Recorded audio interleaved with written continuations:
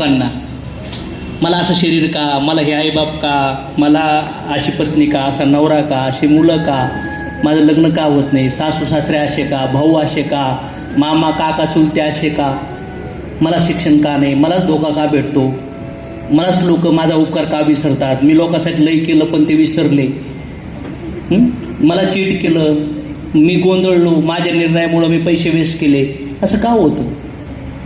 अचानक कोणीतरी आला अनोळखी चीट करून गेला, अज्ञानपणामुळं काही निर्णय झाले, कोणी धोका दिला, कोणी चीट केला, कोणी सोडून दिलं, कोणी षडयंत्र केलं, कोणीतरी तुमच्या पाठीमागे करणी केली. का असं का होतंय? कॉज काय याचा?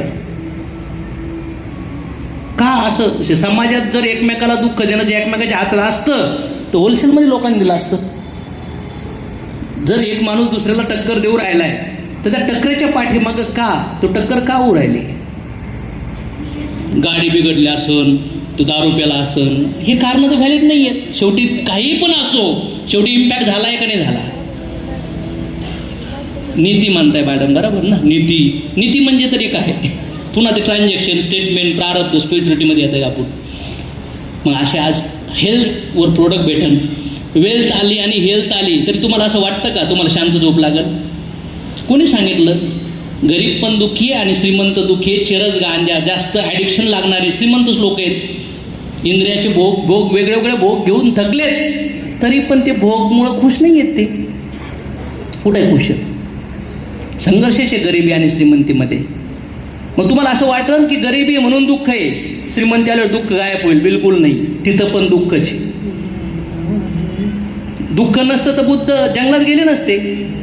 Right or wrong? का बुद्ध जंगलात गेले? राजा होते ऑलरेडी, सगळा संसार त्यागला होता आणि जंगलात निघून गेले होते. जिजस आले, पैगंबर आले, कृष्ण आले, माऊली आले, समर्थ आले. काही लोक देवाला मानत असतील, काही लोक नसतील मानत देवाला, नो प्रॉब्लेम. एखादा माणूस टॅक्सचं नॉलेज आहे म्हणून त्याला टॅक्स लागू होतो असं नाही आहे. ज्याला नॉलेज नाही आहे, इन्कम कमवलं तर टॅक्सची लायबिलिटी तुमच्या येणार ठरली. हे सॉर नो, मला माहीत नाही, आगीत हात टाकलो आज जळतो, टाकल्याबरोबर मी म्हणू शकतो का मला माहीत नव्हतं लॉक आहे? नो मॅटर, तुम्हाला ज्ञान आहे नाही आहे, विश्वास आहे नाही आहे, तुमच्यावर ते लागू होणार म्हणजे होणार. पण मला म्हणायचं काय, असं का? माझा प्रश्न होता असा, मी आत्महत्यापर्यंत गेलो होतो. ट्रेन येणार होती, 10 सेकंद होते फक्त ट्रेनवर उडी मारायची ट्रॅकवर. मुलगा झालता, लग्न झालतं, मी विसरून चाललो होते. समाजात दुःख होतं मला एवढ्या विषयात. शिकलो, भाऊचा ॲक्सिडेंट झाला, कर्ज, त्रास, दुःख, आणि थकून वाटलं होतं की बस नाही जगायचं आता. पण एक विचार आला की